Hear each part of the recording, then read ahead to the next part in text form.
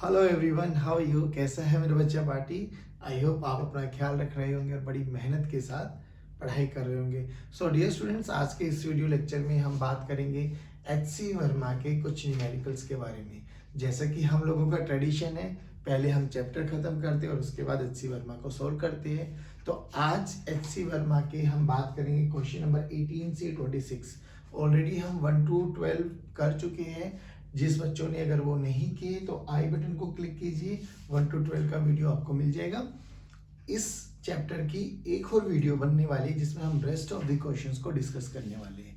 तो students, pattern वही रहेगा, क्वेश्चन आपको दिखाई दे रहा होगा। सबसे पहले क्वेश्चन को रीड कीजिए, खुद अटेम्प्ट करने की कोशिश कीजिए और फिर सॉल्यूशन को देखना, ठीक है ना। चलिए, अब क्या बोला गया है कि एक इंक्लाइन प्लेन है जो कि 30 डिग्री एंगल पर है। दो ब्लॉक्स रखे हुए हैं, 4 किलोग्राम एंड 2 किलोग्राम। दोनों के बीच में कोएफिशिएंट ऑफ फ्रिक्शन भी अलग अलग गिवन है। हमसे बोला गया है कि find acceleration of 2 kilogram. Initially coefficient of friction ये है। फिर सेकंड केस में क्या बोला कि इनके दोनों का कोएफिशिएंट ऑफ फ्रिक्शन चेंज कर दिया है, यानी 4 किलोग्राम क्या हो गया है 0.20 और 2 किलोग्राम का हो गया 0.30। यानी एक क्वेश्चन के दो पार्ट्स। लेकिन बच्चों, हम ये ऑलरेडी कॉन्सेप्ट पढ़ चुके हैं ड्यूरिंग दी लेक्चर्स। हमें देख के ये समझ में भी आता है। इस केस में हम लोगों ने 3 वैरायटी की थी, है ना। अगर हम मान लेते हैं कि ये एक मास है m1, ये दूसरा मास है m2, इसका कोएफिशिएंट ऑफ फ्रिक्शन μ1 और इसका कोएफिशिएंट ऑफ फ्रिक्शन μ2। तो आपको देख के याद भी आ जाएगा, हमने यहाँ पर बात की थी या तो μ1 μ2 से बड़ा होगा या μ1 इज इक्वल टू μ2 होगा या μ1 इज लेस देन μ2 होगा। यही तो कंडीशन बनने वाली है। अब याद कीजिए, हम लोग बात कर रहे थे नॉर्मल रिएक्शन की। किसकी बात कर रहे थे बच्चों? नॉर्मल रिएक्शन की। तो हमने बोला कि अगर ये सरफेस स्मूथ होता तो दोनों का एक्सेलरेशन g sin थीटा होता, है ना। इफ surface is smooth, ठीक है ना बच्चों। अगर यहाँ पे कोई फ्रिक्शन नहीं होता तो इसका भी g sin थीटा होता है, इसका भी g sin थीटा होता है। Acceleration is independent of mass, हमें पता है। तो बोथ हैविंग सेम एक्सेलरेशन, और एक्सेलरेशन कितना हो जाता है बच्चों? g sin theta. चलिए, लेकिन अगर इनके साथ फ्रिक्शन इन्वॉल्व हो जाता है तो इंडिपेंडेंट, अगर इंडिविजुअल की बात करते हैं तो इंडिविजुअल फ्रिक्शन के साथ एक्सेलरेशन, जल्दी फॉर्मूला बताइए जल्दी। तो एक्सेलरेशन फ्रिक्शन के साथ क्या होता है? जी sine theta minus mu g cos theta, है ना। ये फ्रिक्शन के साथ, और ये विदाउट फ्रिक्शन। फिर बात करी थी कि नॉर्मल रिएक्शन कब होने वाला है। देखिए, अगर स्मूथ सरफेस होगा तो नॉर्मल रिएक्शन नहीं होगा, क्योंकि दोनों एक ही एक्सेलरेशन से आएगा। ये वही फ्री फॉल कंडीशन वाले क्वेश्चंस बनने वाले।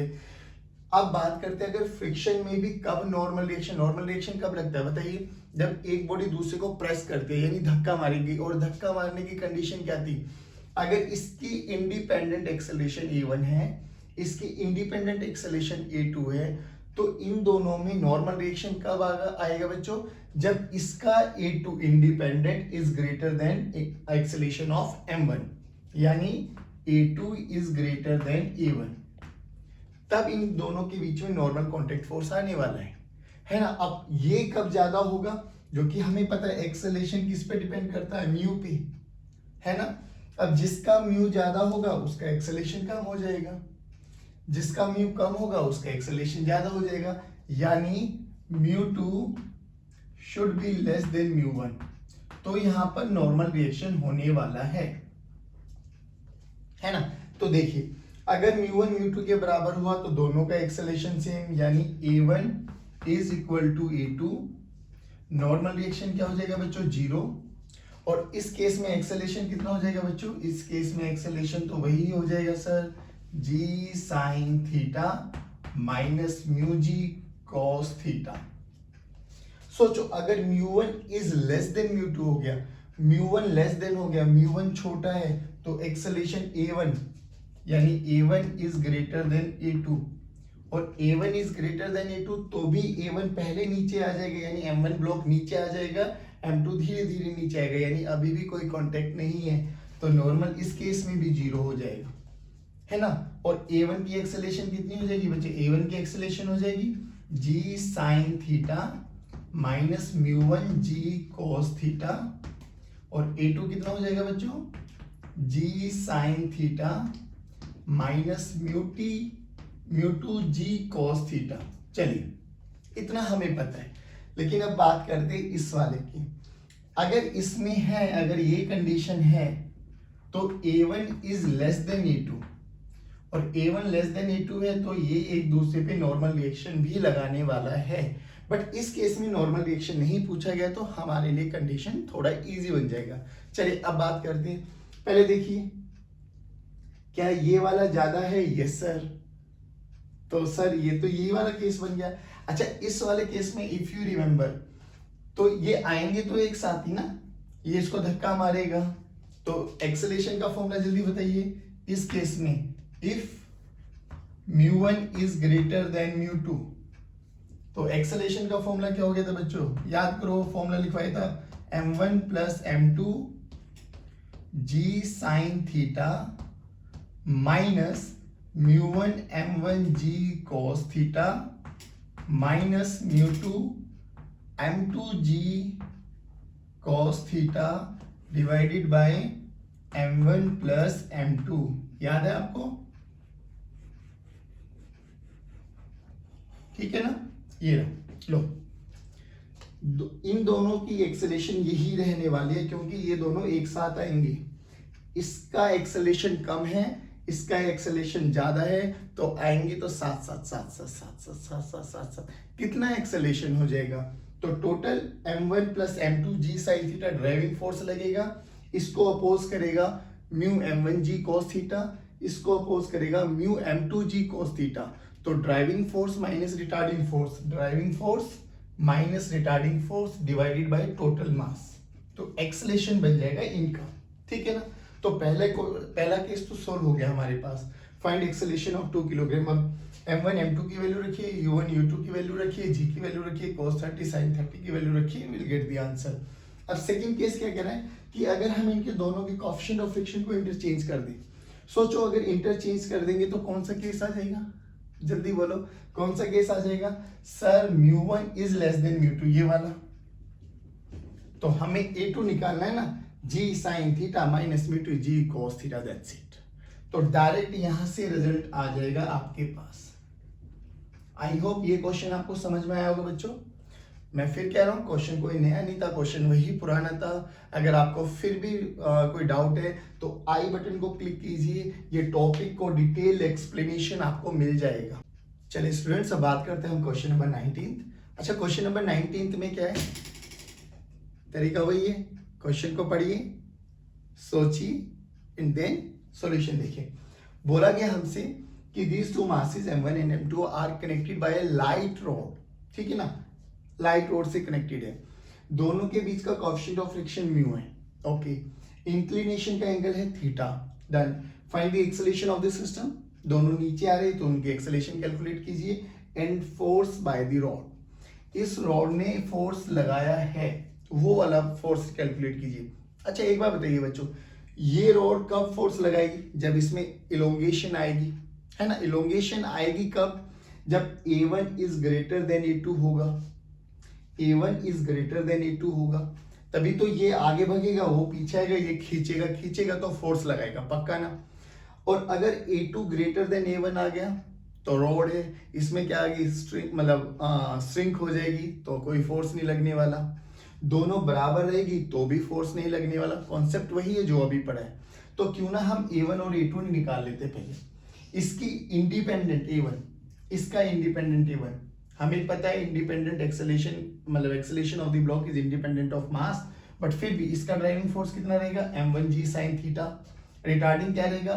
Mu m1 g cos theta divided by m1 कर देंगे तो m1 विल कैंसिल आउट, तो इसका इंडिपेंडेंट एक्सेलरेशन A1 कितना आएगा बच्चों? m1 g sin theta minus mu m2g cos theta, sorry mu m1g cos theta divided by m1। तो a1 की वैल्यू कितनी आएगी बच्चों, g sin theta minus mu g cos theta. Similarly a2 भी कितना आ जाएगा बच्चों, g sin theta minus mu g cos theta. अरे सर a1 a2 तो बराबर आ गए, a1 a2 तो क्या आ गए बच्चों, सेम आ गए।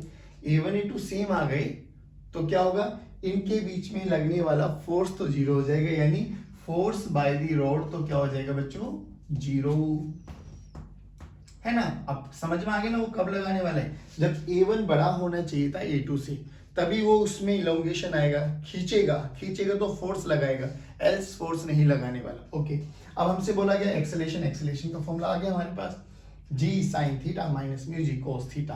तो एक्सेलेरेशन तो बड़ा सिंपल आ गया, डायरेक्ट याद भी रहे तो कोई दिक्कत वाली बात नहीं है, म्यू जी cos थीटा। बोलो आया समझ में।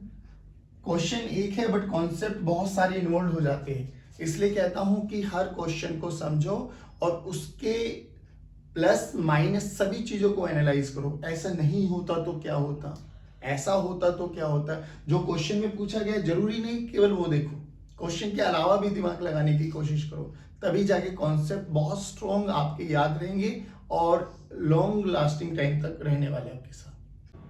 चलिए स्टूडेंट्स, अब हम बात करते हैं क्वेश्चन नंबर 20, और क्वेश्चन नंबर 20 आपको देखा लगने वाला है, क्योंकि इसमें बोला क्या गया है कि एक ब्लॉक रखा हुआ है एक सरफेस पर जिसका कोएफिशिएंट ऑफ फ्रिक्शन म्यू है, m उसका मास है, तो हमें फोर्स लगाना है इन सच अ डायरेक्शन कि उसकी मिनिमम वैल्यू और वो स्लाइड करना स्टार्ट कर दे, एंड इन विच डायरेक्शन, वो किस डायरेक्शन में लगाया जाए।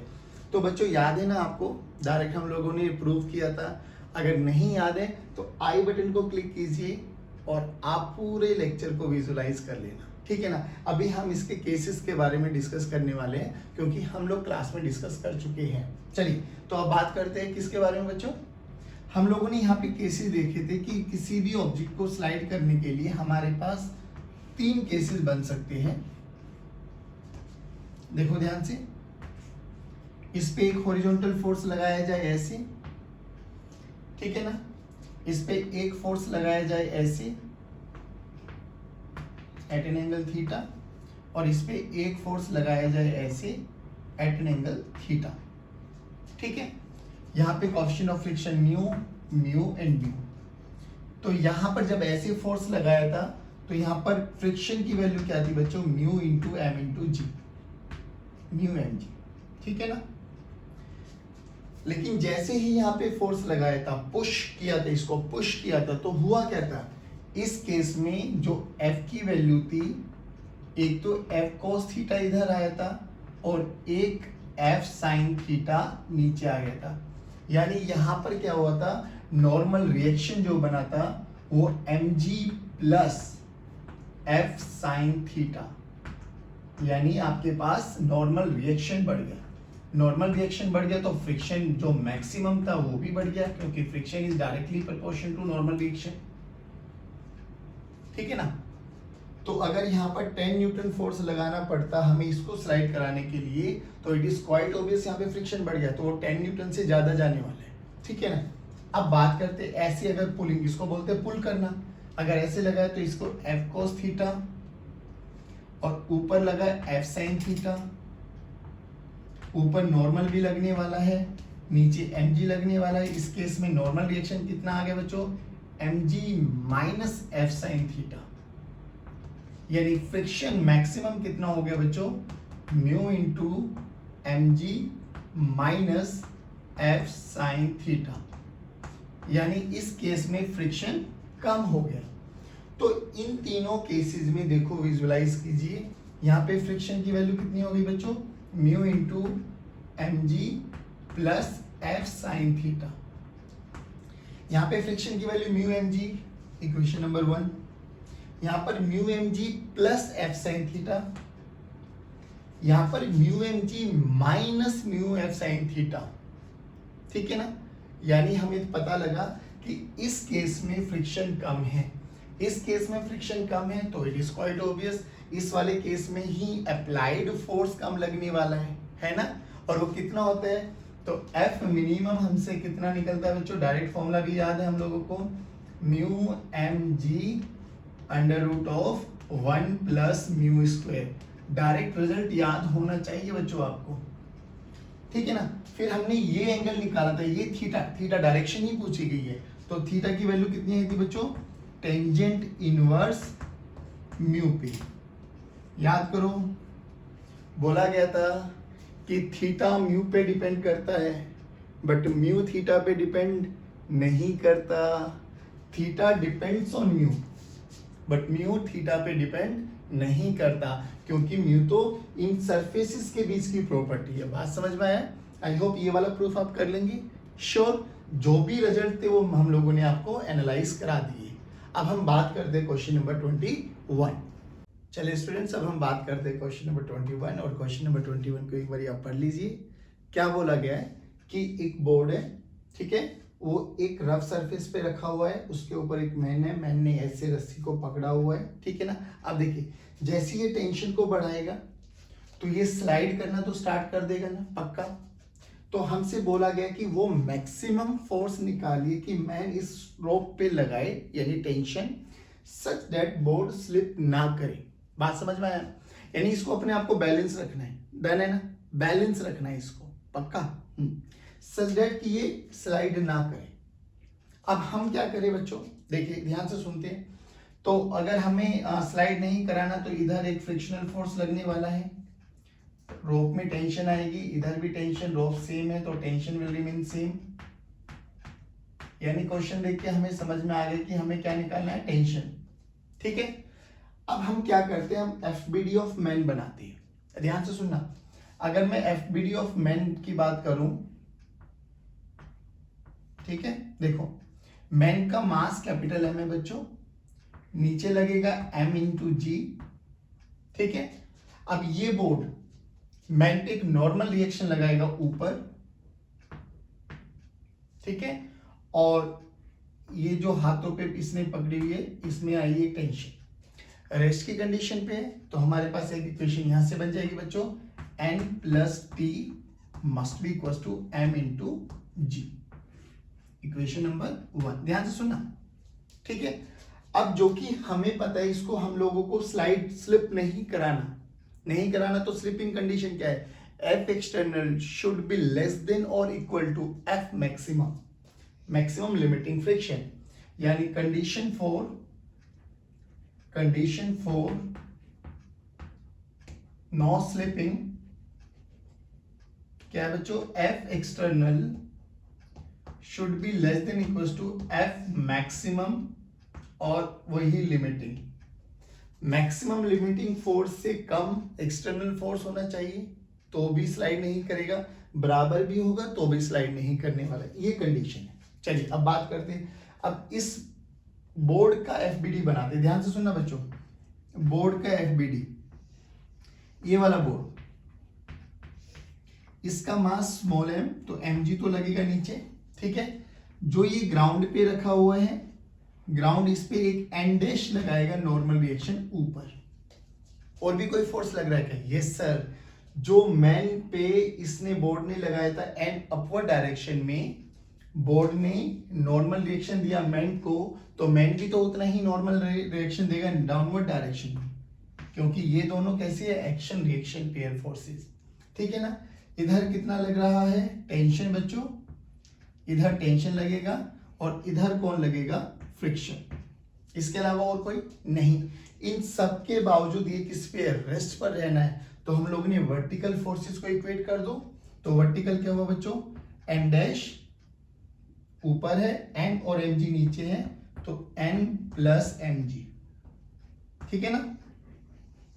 देखिए अब इसको स्लाइड करना कौन चाहेगा, टेंशन, और रोकना कौन चाहेगा, फ्रिक्शन। और नॉट स्लाइडिंग कंडीशन है तो ये वाला है, यानी टेंशन हो गया F external should be less than equals to कौन, एफ मैक्सिमम या स्टैटिक, ठीक है ना बच्चों। अब ध्यान से सुनो, यहां से F की वैल्यू निकालते हैं। F की वैल्यू कितनी है बच्चों, F this is equals to mu into N dash, क्योंकि ये वाले सरफेस का नॉर्मल रिएक्शन है और ये वाले सरफेस का नॉर्मल रिएक्शन कितना है, एन डैश। एन डैश की वैल्यू कितनी है, एन प्लस एम जी, तो एफ की वैल्यू कितनी आएगी बच्चों, mu N plus m g. Equation में रख दो, काम खत्म। तो T should be less than equals to mu N plus m g, ठीक है ना। अब देखो यहां से n की वैल्यू निकाल दूं मैं, यहां से n की वैल्यू क्या आ जाएगी, यहां से n की वैल्यू आ जाएगी कैपिटल एम जी माइनस टी, ठीक है ना। ये वाली वैल्यू यहां पर पुट कर देते हैं हम। चलो तो यहां से इक्वेशन क्या है बच्चों, t less than equals to mu, अब n की वैल्यू रखो कैपिटल एम जी माइनस टी, कैपिटल एम जी minus T plus small m g plus small m g, ठीक है ना। अब हमें t की वैल्यू निकालनी, तो t को अलग कर दो। देखिए यहाँ पे म्यू इंटू टी माइनस का इधर आगे प्लस हो जाएगा, तो t plus mu into T less than equals to mu M, mu g common ले लो बच्चों, एम प्लस स्मॉल एम, ठीक है ना। तो यहां से t की वैल्यू कितनी आएगी बच्चों, t इज इक्वल्स टू, देखिए कॉमन ले लिया 1 प्लस म्यू, और इतना फोर्स होना चाहिए equal to mu g M plus m, ठीक है ना। ये देखिए आ गया आंसर। टेंशन की वैल्यू कितनी आएगी बच्चों, mu g capital M plus m divided by 1 plus mu. लो जी, ये वो वाला मैक्सिमम फोर्स है, मैक्सिमम है तो बराबर चाहिए, मैक्सिमम निकालना है, दैट्स व्हाई मैंने इक्वल टू लिखा है।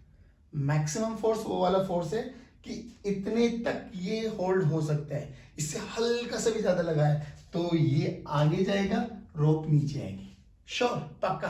दोबारा से क्वेश्चन देख लीजिए, क्या बोला गया कि इसका मैक्सिमम फोर्स निकालना है कि ये इस रोप पे लगाए सच दैट पूरा सिस्टम इक्विलिब्रियम में रहे। तो हम लोगों ने बड़ा बेसिक सा एनालिसिस किया, पूरा सिस्टम देखिए, मैन भी रेस्ट पर रहना चाहिए, बोर्ड भी रेस्ट पर रहना चाहिए। तो मैन का फ्री बॉडी डायग्राम बनाइए, तो मैन पे एक टेंशन लगा ऊपर, एम लगा नीचे, और ये बोर्ड इस पे एक नॉर्मल रिएक्शन देगा ऊपर, इक्वेशन नंबर 1। फिर हमने इस बोर्ड का एफबीडी बनाया, बोर्ड का एफबीडी बनाते हुए इसका ध्यान रखना है बस आपको, जितना बोर्ड नॉर्मल रिएक्शन मैन पे देगा अपवर्ड डायरेक्शन में, उतना ही मैन भी नीचे डाउनवर्ड डायरेक्शन में देगा, क्योंकि these two forces are action reaction pair forces. बेटा ध्यान से सुनना बच्चों इसको, ठीक है ना। बस फिर वहां से फ्रिक्शन निकाल लिया, और नो स्लिपिंग वाली कंडीशन क्या है कि F external should be less than और इक्वल टू रखेंगे तो मैक्सिमम फोर्स आ जाएगा, दैट्स व्हाई यहां पर हम लोगों ने मैक्सिमम लिख दिया इक्वल टू, तो मैक्सिमम फोर्स ये हो जाएगा आपका। बोलिए समझ में आया, पक्का। चलिए अब बात करते हैं हम क्वेश्चन नंबर 22। चलिए स्टूडेंट्स, अब हम बात करते हैं क्वेश्चन नंबर 22। क्वेश्चन एक बार पढ़ लीजिए आप लोग, ठीक है ना। अब देखिए क्या बोला गया, ऐसे क्वेश्चन हम बहुत किए, इसमें तो बहुत इजी आ गया क्योंकि यहाँ पर काफी तो फ्रिक्शन है ही नहीं, तो यहाँ का फ्रिक्शन नहीं लगने वाला। बोला क्या गया है कि हमें दोनों ब्लॉक्स की एक्सेलरेशन कैलकुलेट करना है, एक बारी हॉरिजॉन्टल फोर्स ऊपर वाले पे लगाया जाए और एक बारी हॉरिजॉन्टल फोर्स नीचे वाले पे लगाया जाए। क्या बोलते हो, खुद कर लेंगे? श्योर, छोड़ दो इसको, अच्छा कर दो। चलो स्टार्ट करते हैं। तो अगर हम बात करते हैं ऐसे वाले क्वेश्चंस में, तो सबसे पहले हमें क्या निकालना होता है, साथ साथ चलने की कंडीशन, जो कि यहाँ पर फ्रिक्शन नहीं है बच्चों, यहाँ पर फ्रिक्शन नहीं है, तो ये हर एक फोर्स पे चलने वाला है, हर एक फोर्स पे। अब बात ये आती है कि वो साथ साथ चलेगा या अलग अलग, उसके लिए हमें निकालना है एफ मैक्सिमम। और एफ मैक्सिमम कैसे निकालेंगे, सबसे पहले उस ब्लॉक को ढूंढिए जिसपे केवल फ्रिक्शनल फोर्स लगा हुआ है। तो देखिए जब ये 2 किलोग्राम आगे चलेगा तो इसके रेस्पेक्ट में 4 किलोग्राम पीछे जाता हुआ दिखाई देगा, तो 2 किलोग्राम 4 किलोग्राम पे एक फ्रिक्शन लगाएगा, क्योंकि इसको केवल चलाने के लिए कौन रिस्पॉन्सिबल है बेटा, फ्रिक्शन। और उतना ही फ्रिक्शन ये एक्शन रिएक्शन करके इधर मिल जाएगा।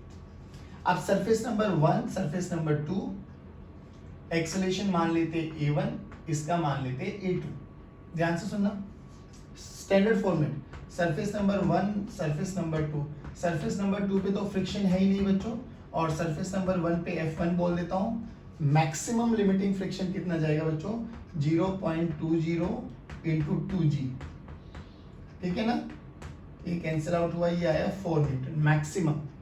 चलिए अब एफबीडी ऑफ 4 किलोग्राम बनाते हैं जिसपे फ्रिक्शन लगा हुआ है। तो फ्रिक्शन वाले का अगर एफबीडी बनाऊं तो ये 4 किलोग्राम, इस पे फ्रिक्शन लगा हुआ है 4 न्यूटन, तो इसकी मैक्सिमम एक्सेलरेशन कितनी आ गई बच्चों, 1 मीटर पर सेकेंड स्क्वायर, यानी साथ साथ चलना है तो इतना ही एक्सेलरेशन होना चाहिए। अब हम बात करते हैं एफ मैक्सिमम की, तो एफ मैक्सिमम निकाल लेते हैं ना। तो एफ मैक्सिमम के लिए क्या करो बच्चों, 2 किलोग्राम का एफबीडी बनाते हैं, ये एफ मैक्सिमम होगा, और इधर फ्रिक्शन कितना लग रहा है बच्चों, 4 न्यूटन, एक्सेलरेशन कितनी होनी चाहिए, साथ साथ चलने की 1 मीटर पर सेकेंड स्क्वायर, और इसका मास कितना है 2 किलोग्राम। चलिए तो अब हम बात करते हैं एफ मैक्स -4 m इंटू ए, तो एफ मैक्स कितना आ गया बच्चों, 6 न्यूटन, ठीक है ना, 6 न्यूटन। एफ अप्लाइड कितना है, 12 न्यूटन। अरे सर ये तो साथ साथ नहीं चलेंगे, है ना, since F max is less than F applied, तो स्लिपिंग हो जाएगी, स्लिपिंग टेक प्लेस। अच्छा स्लिपिंग टेक प्लेस तो मतलब सर काइनेटिक फ्रिक्शन रोल में आ जाएगा। अब बच्चों एक बात बताओ ना, इसमें तो है ही स्टैटिक भी वही है, यानी लिमिटिंग ही काइनेटिक हो जाएगा, तो इसका एक्सेलरेशन A1 कितना निकाले, देखो 12 आगे जा रहा है, 4 पीछे जा रहा है, तो A1 कितना आ जाएगा बच्चों, 12 माइनस 4, 12 माइनस 4, ये फोर्स हो गया डिवाइडेड बाय 2, तो कितना आ गया बच्चों, 8/2, यानी 4 मीटर पर सेकेंड स्क्वायर, है ना। चलिए अब A2 पे देखिए, A2 तो A2 पे कौन लग रहा है बच्चा, फ्रिक्शन कितना है 4 न्यूटन, मास कितना है 4, तो ये आ गया 1 मीटर पर सेकेंड स्क्वायर। लो जी, यानी A1 A2 अलग अलग आ गए इस केस में, ठीक है ना। अब उन्होंने बोला कि अगर मैं ये 12 न्यूटन का फोर्स यहाँ ना लगा के यहाँ पे लगा दूं तो, चलिए जी अब सेकंड पार्ट देखते हैं बच्चों, प्रोसीजर वही है, बस आपको साथ देना मेरा। चलिए अब इस पे अगर हम फोर्स लगा दें बच्चों 12 न्यूटन, ऊपर ये वाला ब्लॉक रखा हुआ है जिसका मास है 2 किलोग्राम, ये 4 किलोग्राम, यहाँ तो कोई फ्रिक्शन है ही नहीं बच्चों, यहाँ पे फ्रिक्शन 4 न्यूटन ही जाने वाला है। अब बताइए ये आगे चलेगा तो ये पीछे, तो 4 इस पे लगाएगा एक आगे की डायरेक्शन में, और ये इस पे लगाएगा पीछे की डायरेक्शन में, एक्शन रिएक्शन, ठीक है ना। अब देखिए फिर वही देखो कि वो वाला ब्लॉक जिसपे केवल फ्रिक्शन लगा है ये वाला, तो फ्रिक्शन कितना लग सकता है यहाँ पे 4 मैक्सिमम, तो ए मैक्स कितना आ गया बच्चों इस केस में 4/2, यानी 2 मीटर पर सेकेंड स्क्वायर। साथ साथ चलने की कंडीशन आ गई बच्चों कि साथ साथ चलेंगे तो इससे ज्यादा नहीं होना चाहिए, 2 या 2 से कम। चलिए अब निकालो एफ मैक्सिमम, एफ मैक्सिमम के लिए 4 किलोग्राम बना लीजिए बच्चों, एफ मैक्स इधर लगेगा, पीछे लगेगा फ्रिक्शन कितना 4 न्यूटन, नीचे 0 है तो 4 ही रहेगा, और इसका खुद का मास कितना है बच्चे 4, एक्सेलरेशन कितनी होनी चाहिए 2, तो एफ मैक्स यहाँ से कितना आ गया बच्चों, F max -4, this is equals to 8, तो एफ मैक्स कितना आ गया बेटे 12 न्यूटन। अरे सर वाह, यानी मैं बोल सकता हूं कि इस केस में F max is equal to F applied, है ना बच्चों, यानी system will move together, system will move together, यानी मैं लिख सकता हूं A1 is equal to A2। अब A1 is equal to A2 है तो ध्यान से सुनना, ये तो इंटरनल फोर्सेस हो गए बच्चों, ये तो इंटरनल फोर्सेस हो गए, कितना फोर्स लग रहा है 12, क्या इधर कोई अपोजिंग फोर्स है नहीं, तो मास कितना है 6, तो एक्सेलरेशन कितना आ गया है डायरेक्ट 12/6, यानी 2 मीटर पर सेकेंड स्क्वायर। लो जी बोलो आया क्वेश्चन समझ में, पक्का। देखिए जब ऊपर लगाएंगे तो मैक्सिमम फोर्स जो आने वाला था वो 6 था, जब नीचे लगाएंगे तो जो मैक्सिमम फोर्स आने वाला था वो 12 था, और हम लगा भी 12 रहे थे, तो जब ऊपर लगाए तो एक्सीड कर गया, तो स्लिप कर गया तो काइनेटिक फ्रिक्शन रोल में आ गया। जब नीचे लगाएंगे तो बराबर आ गया, बराबर आ गया तो साथ साथ चलेंगे, साथ साथ चलेंगे तो टोटल जो भी एक्सटर्नल फोर्स है, अपोजिंग फोर्स इसमें जीरो है क्योंकि कोएफिशिएंट ऑफ फ्रिक्शन यहाँ पे जीरो दे गया, और दैट डिवाइडेड बाय मास कर देंगे तो हमें एक्सेलरेशन मिल गया दोनों ही केसेस में। आई होप ये क्वेश्चन समझ में आया होगा। चलिए अब बात करते हैं क्वेश्चन नंबर 23। चलिए स्टूडेंट्स, अब हम बात करते हैं क्वेश्चन नंबर 23, और ये क्वेश्चन नंबर 23 वही है जो कल वाले लेक्चर नंबर 10 में हम लोगों ने डिस्कस किया था। बेसिकली क्या बोला गया कि जो ये F न्यूटन है ना, 10 न्यूटन हॉरिजॉन्टल फोर्स लगाया जा रहा है, एक बार 7 पे, एक बार 3 पे, एक बार 2 पे। तो इसमें केवल 2 वाले केस में ही स्लिपिंग हुई थी जो हम लोगों ने डिस्कस किया था, और उसमें A1 A2 A3 सारे हम लोगों ने कैलकुलेट किया था। अब आप बोलोगे तो कोई भी एक केस हम कर देते हैं, ठीक है ना। अब देखिए, उसके लिए फर्स्ट वाले के लिए तो आपको आई बटन को क्लिक करेंगे, आपको लेक्चर मिल जाएगा, उसमें देख लेना। चलिए अब हम बात करते हैं कि क्यों ना हम नीचे वाले पे फोर्स लगाएं, बट उससे पहले जो अपना स्टैंडर्ड है वो कर लेते हैं। सरफेस नंबर 1, 2 और 3, तो S1 का मैक्सिमम फ्रिक्शन निकाल लेते हैं, S2 का मैक्सिमम निकाल लेते हैं, और S3 पे तो है ही नहीं, यानी यहाँ पे तो फ्रिक्शन जीरो। S1 पे कितना लगेगा बच्चों, देखो एक बार ध्यान से, 2G इंटू 2 यानी 4, F मैक्सिमम या F1 बोल देते इसको, ये लगने वाला है 4 न्यूटन, ठीक है ना, मैक्सिमम ही बोल देते। चलिए F2 पे कितने लगने वाला है बच्चों, 3 और 2 5, 5G नीचे और 3 यानी 15 न्यूटन, और ये लगेगा जीरो, यानी सिस्टम तो चलेगा क्योंकि इसमें नीचे अपोजिंग फोर्स तो कोई नहीं है, ठीक है ना। अब कितना लगाया, 10 न्यूटन। अब बात ये करते हैं, ऐसे क्वेश्चन को करने का वही तरीका था, मान लेते हैं पूरा सिस्टम एक साथ मूव कर रहा है, ठीक है ना। अब एक साथ मूव कर रहा है तो इस पे तो एक्सटर्नल फोर्स लगाएंगे, बट इनको कौन चलाने के लिए रिस्पॉन्सिबल होगा, सर इनको तो फ्रिक्शन चलाएगा। अब फ्रिक्शन की direction plays a very important role. चलिए एक बार फिर स्टार्ट करते हैं। सोचो जब हम लोगों ने इस पे 10 न्यूटन का फोर्स लगाया तो ये 10 न्यूटन से आगे चला 7 किलोग्राम, जब ये आगे चला तो इसके रेस्पेक्ट में 3 किलोग्राम कहां गया, पीछे। तो फ्रिक्शन क्या करेगा, बॉन्ड को साथ रखने की कोशिश करता है, तो ये क्या करेगा, फ्रिक्शन लगेगा इस पे आगे की डायरेक्शन में, इसको मान लेते F2। अब जो कि एक्शन रिएक्शन पेयर फोर्सेस है, एक्शन रिएक्शन पेयर फोर्सेस है, तो इस पे इतना ही एक फ्रिक्शन लगेगा पीछे की डायरेक्शन में, ठीक है। चलिए अब 3 किलोग्राम वाले को एनालाइज कीजिए, ये F2 से आगे चल रहा है, इसके रेस्पेक्ट में 2 किलोग्राम किधर है, पीछे, बॉन्ड को मेंटेन करेगा, तो ये भी क्या करेगा, एक फ्रिक्शन इधर लगाएगा F1 और उतना ही इस पे लगेगा एक पीछे F1। ये फ्रिक्शन हम लोगों ने एनालाइज कर लिया। अब हमने क्या माना कि पूरा सिस्टम एक साथ मूव कर रहा है, तो दीज आर इंटरनल फोर्सेस, और internal forces will cancel out each other. मान लेते हैं, let us assume that complete system will move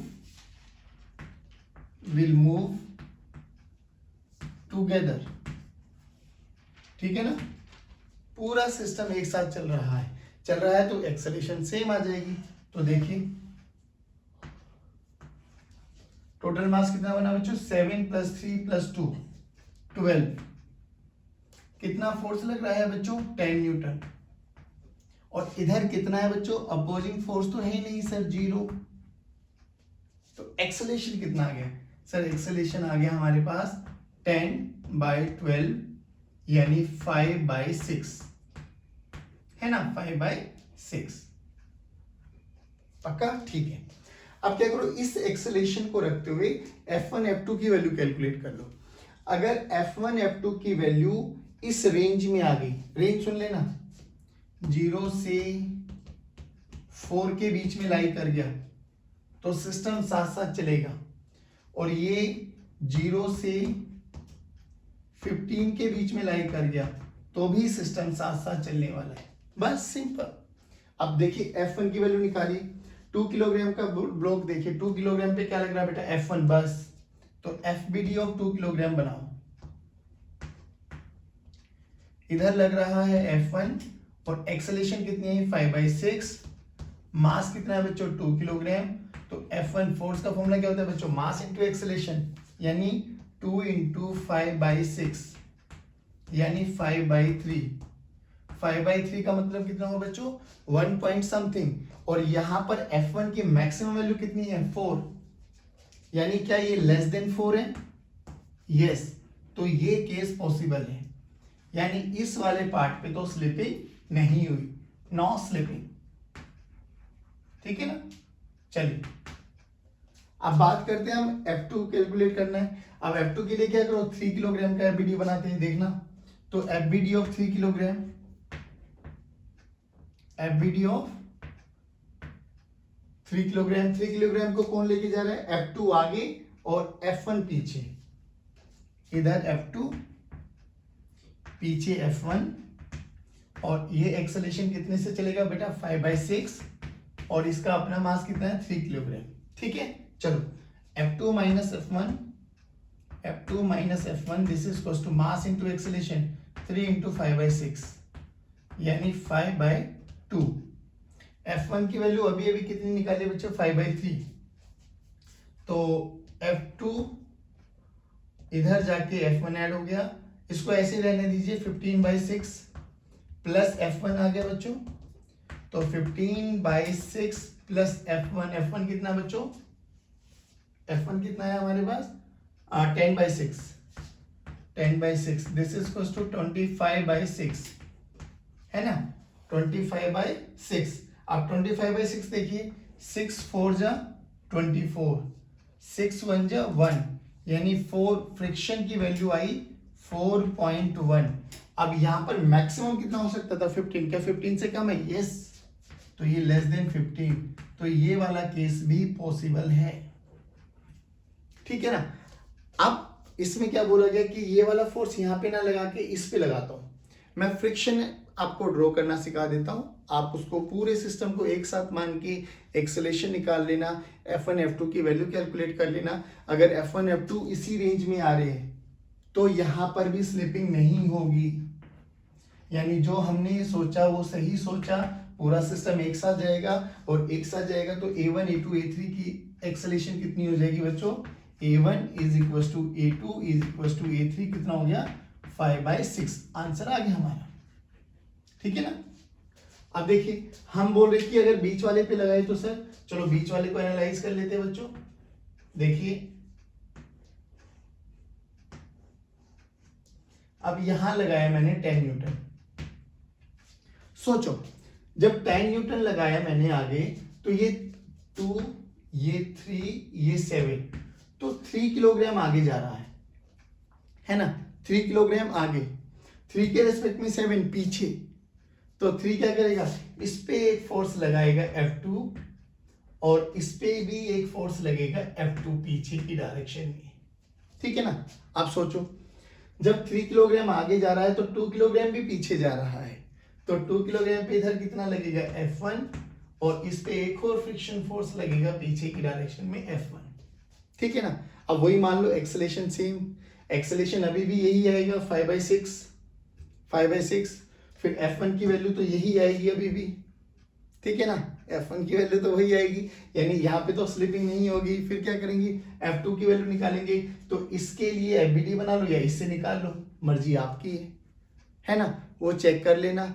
अगर F2 की वैल्यू इस रेंज में आ गई तो ठीक है, नहीं आई तो स्लिपिंग हो जाएगी, स्लिपिंग हो जाएगी तो काइनेटिक फ्रिक्शन या लिमिटिंग फ्रिक्शन रोल में आ जाएगा, कर लेंगे पक्का।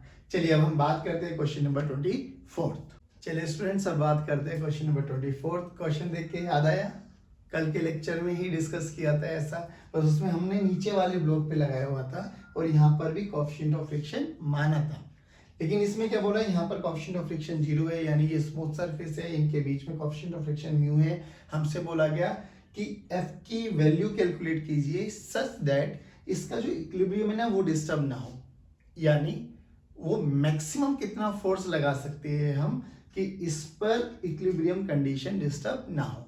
तो बड़ा बेसिक सा फंडा बच्चों, सोचो अगर फ्रिक्शन ना होता तो क्या टेंडेंसी होती, ये आगे चलता ये पीछे चलता, पक्का ना। अब जब ये आगे चलता तो ये इसको किधर जाता हुआ दिखाई देता, पीछे, तो ये इस पे एक फ्रिक्शन लगाता आगे और इस पे एक फ्रिक्शन रहता है ये आगे, जो कि इंटरनल फोर्स है, ठीक है ना। चलिए, फिर हमें बोला गया इधर टेंशन है T, तो इधर भी टेंशन T। ध्यान से सुनना बच्चों, इधर फ्रिक्शन रहेगा 0।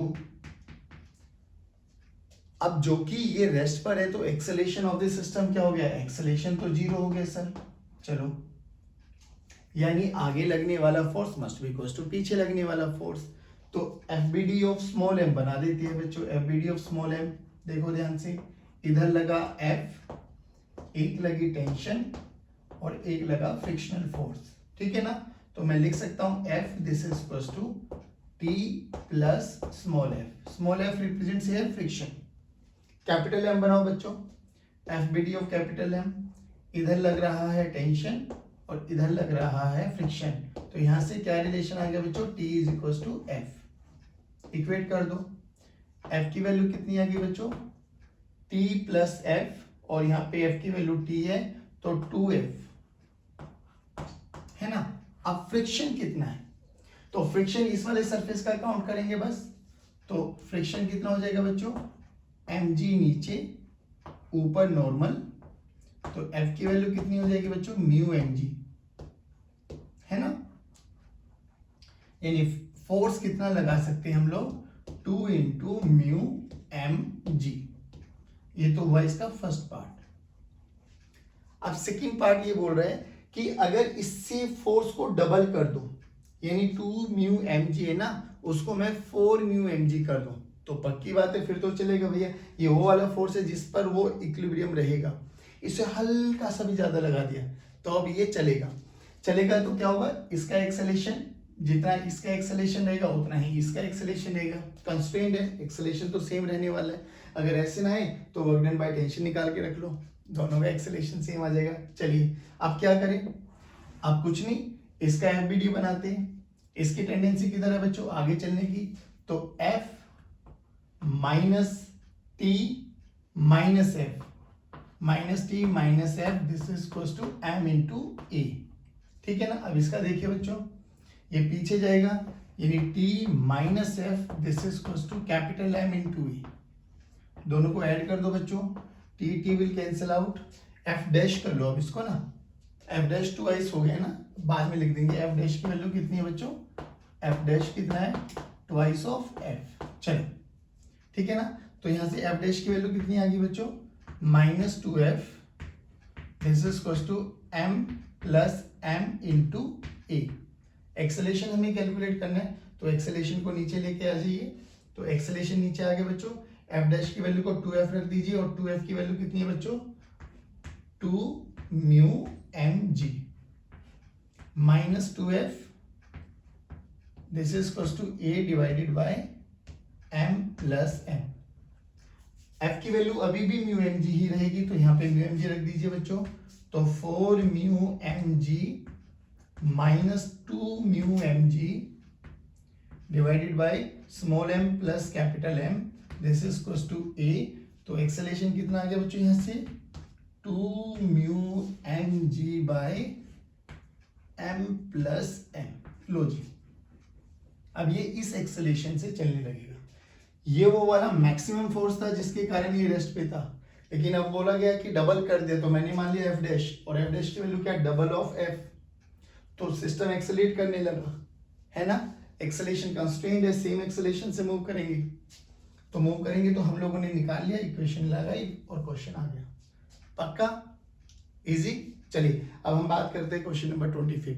चलिए स्टूडेंट्स, अब बात करते हैं क्वेश्चन नंबर 25, और 25 में क्या आ गया है, सूडो फोर्स। कैसे पता लगा, लिफ्ट में रख दिया सर। क्या बोल रहे हैं कि जो 24th क्वेश्चन में था, जिसमें हम लोगों ने ये दोनों पार्ट कैलकुलेट किए हैं, कह रहे कि अब उसी सिस्टम को लिफ्ट में रख दिया और लिफ्ट नीचे आ रही है, हैविंग सम एक्सेलेरेशन A। तो सूडो क्या कहता है, याद करो कि sir with respect to lift ही देखते हैं, तो लिफ्ट के ऑपोजिट एक एक्सेलेरेशन ये आ गया।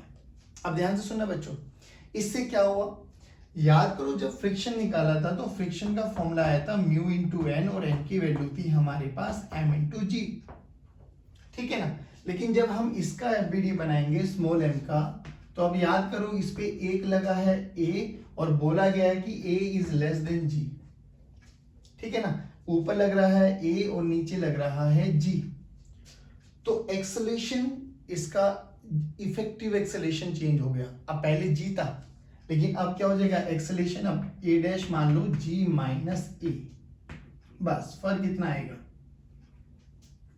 ठीक है ना। तो अब फ्रिक्शन कितना आ जाएगा, फ्रिक्शन अब होगा F this is equals to mu as it is, N dash कर लीजिए और एन डैश की वैल्यू कितनी आ जाएगी बच्चों, m इंटू ए डैश और m इंटू जी माइनस ए। यानी हमें क्या करना है, जहां जहां g आ रहा था वहां g ना लिख के अब क्या लिख देंगे बेटा, a डैश या g इफेक्टिव, व्हाटएवर जो भी है अपना क्वेश्चन वही रहेगा। चलिए बस फॉर्मूला वही आ जाएगा, ए पार्ट को रिपीट करा तो फॉर्मूले में 2 म्यू m और g की वैल्यू g माइनस ए। सिमिलरली यहां पर क्या हो जाएगा बच्चों, बी पार्ट में 2 म्यू m g माइनस ए बाय m प्लस m।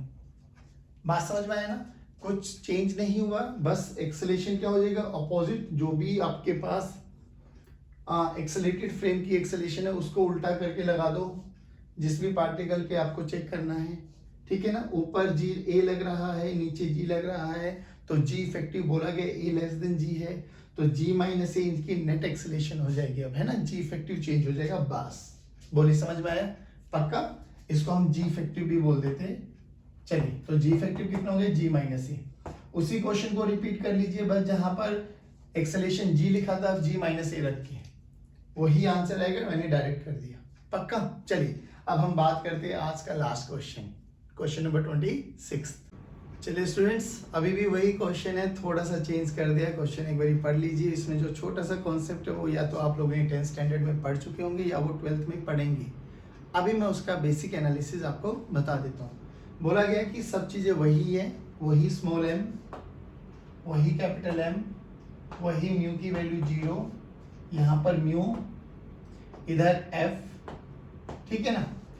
अब बोला गया कि जो ये अपर पार्ट है ना, यहाँ पर एक Q चार्ज रख दिया हम लोगों ने, और इस वाले रीजन में जो इलेक्ट्रिक फील्ड है वो अपवर्ड डायरेक्शन में है E। अब ध्यान सुनना बच्चों, एक फोर्स का फॉर्मूला होता है स्टैटिक मतलब चार्जेस में, जब आप लोगों ने पढ़ा होगा तो Q इंटू ई, यानी इलेक्ट्रिक फील्ड के अंदर अगर इलेक्ट्रिक फील्ड में किसी भी चार्ज को रख देते हैं तो उस पर एक फोर्स लगता है जिसका फॉर्मूला होता है Q इंटू ई। तो आपको याद क्या रखना है, इफ चार्ज इज पॉजिटिव तो force is along the direction of electric field, along the direction of electric field.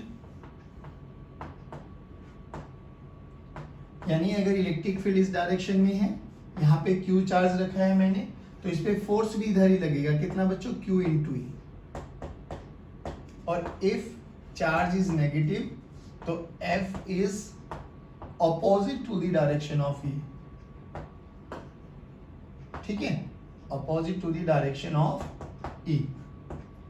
यानी अगर इलेक्ट्रिक फील्ड ऐसे चल रही है बच्चों, चार्ज ये है तो इस पे फोर्स इधर लगेगा, लेकिन फोर्स का फॉर्मूला अभी भी वही रहेगा, Q इंटू ई। बस अब ध्यान से सुनना, जो बुक में क्वेश्चन है वो मैं कराता हूँ, ये क्वेश्चन मैं अपने आप बना के आपको दूंगा, वो खुद करेंगे आप। अभी भी वही बोला गया कि अब ये F कितना हो कि इसका इक्विलिब्रियम डिस्टर्ब ना हो, तो क्वेश्चन तो अभी भी सेम है, हमें तो वही है। अगर ये आगे चलता तो ये पीछे जा रहा होता, इस पे एक फ्रिक्शन लगेगा आगे की डायरेक्शन में और एक फ्रिक्शन लगेगा इसकी इस डायरेक्शन में। अब नाउ माय क्वेश्चन इज कि हमें फ्रिक्शन कैलकुलेट करना है। अभी तक फ्रिक्शन कैसे था बेटा, म्यू इंटू एन, और एन की वैल्यू क्या थी, mg। अब ध्यान से सुना, इसका एफबीडी बनाओ, तो mg तो लगा नीचे और नॉर्मल लगा ऊपर, लेकिन अब जो कि इस पे Q चार्जेस भी रखे हुए हैं और इलेक्ट्रिक फील्ड कैसे, ऊपर की डायरेक्शन में, तो पॉजिटिव चार्ज पे एक और फोर्स लगेगा, किधर बच्चों, F, जिसका फॉर्मूला क्या हो जाएगा, Q इंटू ई। अब इससे क्या हुआ बच्चों, इससे देखो नॉर्मल चेंज हो गया, तो अब इक्विलिब्रियम में है तो n प्लस q E, this is equals to m into g. तो n का फॉर्मूला क्या हो गया बच्चों, mg माइनस क्यू ई, है ना। तो फ्रिक्शन कितना हो गया बच्चों, फ्रिक्शन हो गया हमारे पास म्यू इंटू एन, यानी म्यू इंटू एम जी माइनस क्यू इंटू ई। ठीक है ना, लो जी, बस अब देखिए फोर्सेस सेम, हमें एफ निकालना है, तो आगे लगने वाला मस्ट बी इक्वल्स टू पीछे लगने वाला, ये टेंशन टी है बच्चों, ठीक है ना। तो वही दोबारा काम, यहां से क्या है बच्चों, F minus T minus F must be equals to zero, rest पर है तो एक्सेलेरेशन जीरो बच्चों, एक्सेलेरेशन जीरो रहेगी सिस्टम की। और यहाँ से एफ किसके बराबर है, टी के बराबर, सेकेंड इक्वेशन में से एफ किसके बराबर, टी यहाँ पे रख दो, तो एफ किसके बराबर आ गया बच्चों 2f, और f की वैल्यू ये रही है हमारे पास, तो f कितना आ गया बच्चों 2 इंटू म्यू इंटू एम जी माइनस क्यू। लीजिए, अब क्वेश्चन में ये कह रहा हूं कि अगर ये पॉजिटिव चार्ज ना होते और यहाँ पे नेगेटिव चार्ज रख देता, माइनस क्यू चार्ज रख देता, तो क्या चेंजेस आएंगे, कितना फोर्स लगेगा, ये क्वेश्चन आप अटेम्प्ट करना। आई होप आज के ये वाले क्वेश्चंस काफी इंटरेस्टिंग रहे होंगे, कॉन्सेप्चुअली आप बहुत स्ट्रॉन्ग हो गए होंगे। एक बार खुद ट्राई करना बच्चों, होपफुली आप बिना हेल्प के क्वेश्चंस कर पाएंगे। चलिए guys, keep motivating us, keep watching videos, God bless you, जय हिंद, जय भारत, मुस्कुराते रहिए और पढ़ते रहिए।